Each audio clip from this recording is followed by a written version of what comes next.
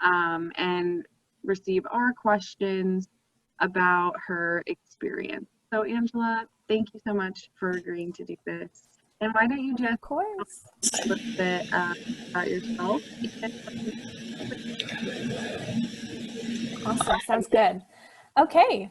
So hi, everyone. For those of you that don't know me, my name is Angela Arnold, and I am a junior international business major here at Millikin. I'm originally from Maryland, and that's where I'm speaking to you from right now. So I have been working in the CIE since my first week of freshman year, and it was something that I was really passionate about coming into Millikin. I really wanted to be involved with, the international community and just sort of trying to get an international experience because my high school, we didn't have any international exchange students, unfortunately. So I really wanted that to be the highlight of my college experience. I've always known that I wanted to study abroad. My freshman year, the summer after my freshman year, I was able to join Dr. Dean on a trip to the Baltic states, and that was fabulous. I was supposed to join UChoir last semester in Italy, but unfortunately the pandemic canceled those plans. And so yeah, that's my experience so far a little bit. My semester plan for this year, I was supposed to study at the Universidad de los Andes in Santiago, Chile. I was so looking forward to it. I was so in love with the university and I couldn't wait, and I was like wanting to buy my flight tickets and I wanted to find my host family, and then the pandemic hit and I was like, oh, I'll be okay, it'll be fine, I don't go until July. And then we started getting closer and closer, and I'm just like, I kept hearing from everyone, I don't think it's going to happen. So I was so disappointed. So my study abroad was canceled and I didn't hear anything from De Los Andes. So I was like, oh no, what am I going to do? At that point, Millikin had not announced that they were doing in-person courses for the fall semester or if they were going to stick with online courses. So I wasn't really sure what to do. So I enrolled part-time at the University of Wisconsin to take some classes just so that I don't, fall behind, because in my mind, if Millikin was going to be back in person, I didn't think I was going to be able to join them because I did not have housing planned for this semester because I thought I would be abroad. So I was like, I don't need housing if I'll be abroad. So there was just all of these problems, and I was like, you know what, I can't help it. I can't do anything about it. And then I think May or June, I received an email from Universidad de los Andes, and they were saying, hey, we've also canceled our fall in-person semester, but we'd like to invite you to do a virtual exchange. And I can't tell you how excited I was when that email arrived. So I originally signed up for 4 courses, and by the time August rolled around, 3 of those had been canceled. So I'm now only enrolled in 1 course with them, and it's called Latin American Business and Development. And I can honestly say that I think it's in my top 3 classes that I've ever taken. The university there is so incredible. I have felt so welcomed. They have an international club that I've been able to become a part of, and they have meetings and activities for us. They have a student newspaper that I was interviewed for, which was really exciting. I'm the only US student there this semester, which is pretty crazy to me because I would think that a lot of Americans would want to visit this school because it's so fabulous, and they're doing everything at such a high level that I feel like more people should visit them. Something different that I have noticed from this experience is definitely the time difference. So they start school in August. So first week of August is when I started classes. So I'm coming up around the 2-month mark of being a student there. And when I first started, we were at the same time zone, and then they pushed forward about 2 or 3 weeks ago. So now I'm an hour behind them. And if I were to be in the central time zone, I'd be 2 hours behind them. So that's something to take into consideration, that where you take your course, you will probably be behind or ahead of them. And that for the most part, everything is synchronous. And it seems to me that a lot of universities, from what I've heard this week, are doing synchronous methods. So if you're in a different time zone, it's really difficult. I know in my class, we have a student from the Philippines, and it's, 2 in the morning, 3 in the morning there for him. And our classes are 2 hours long. So he's up for most of the night with our class. And all of our exams so far are also synchronous. So be aware that you may be taking an exam in the middle of the night. So they also use a different platform than we do. So Millikin uses Moodle, and De Los Andes uses a program called Canvas. And what's also cool about this is the University of Wisconsin also uses Canvas. So it seems to be a pretty common platform.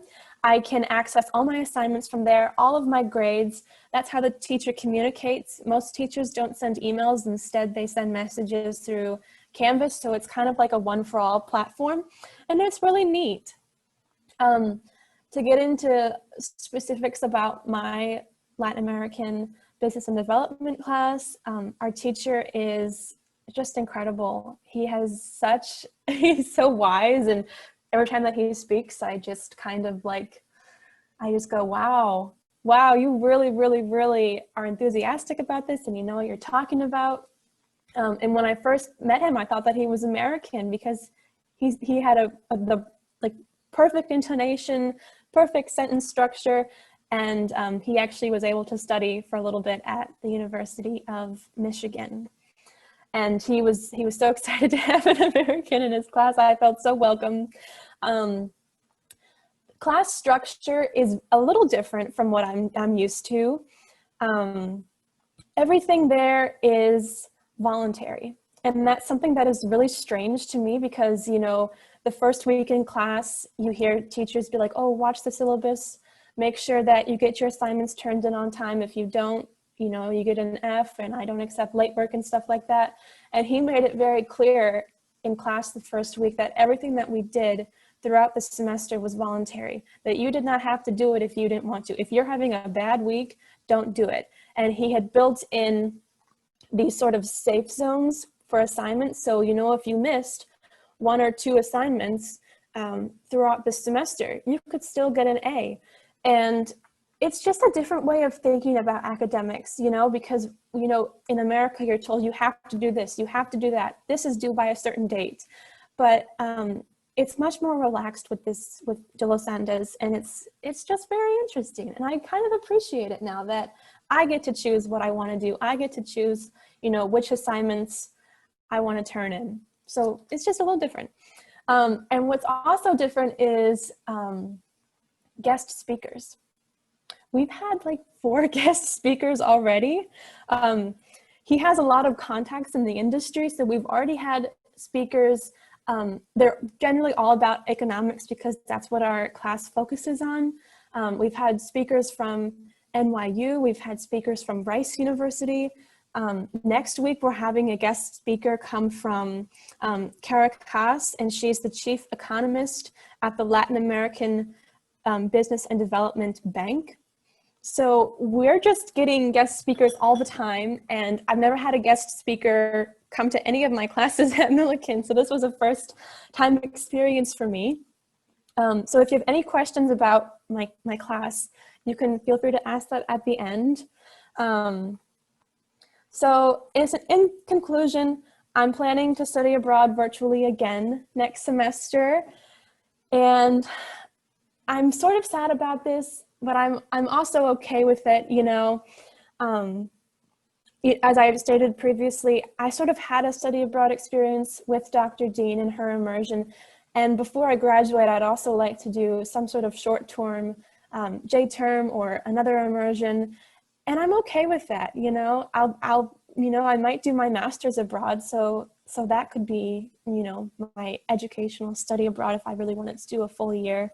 And I think next semester, considering what we are going through, I may, you know, take classes at multiple universities again. You know, I might take one course in Chile, I might take one course in Denmark, I might take one course in Australia, just seeing what options I have. So I really encourage you all to do some research, talk to Brianna, talk to your advisor, and, you know, try to make it happen. You know, even if you can only manage one class at a university abroad, then try to do it. I really encourage you, because it's a whole different way of looking at academics and your education.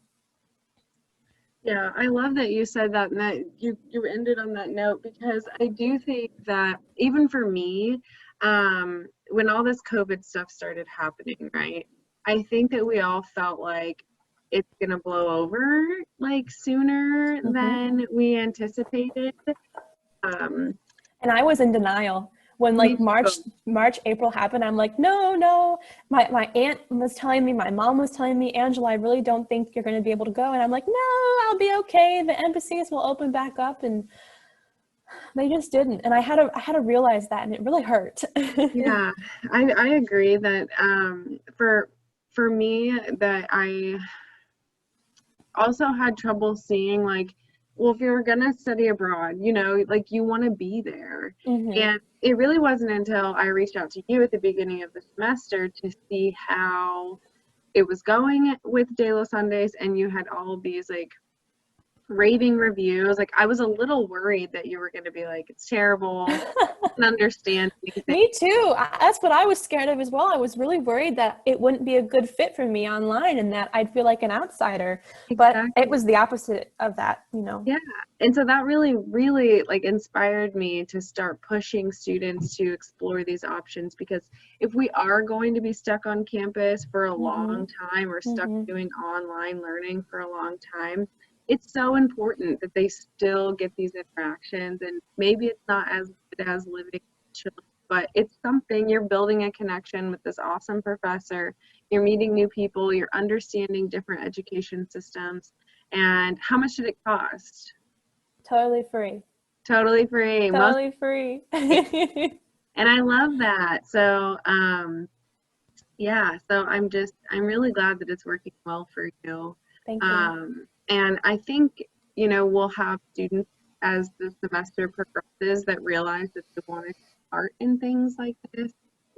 So if you're available for questions, you know, I might give out your email. Please I do. try not Please to hand do. it out to too many people, but I just think that more people could benefit from hearing what you've done. And Yeah.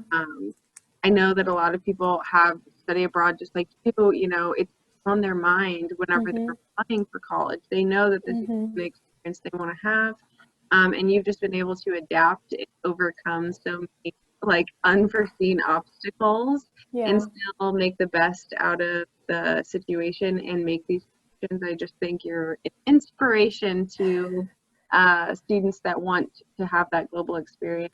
How a little bit of extra work can really pay off in the long run. Thank you.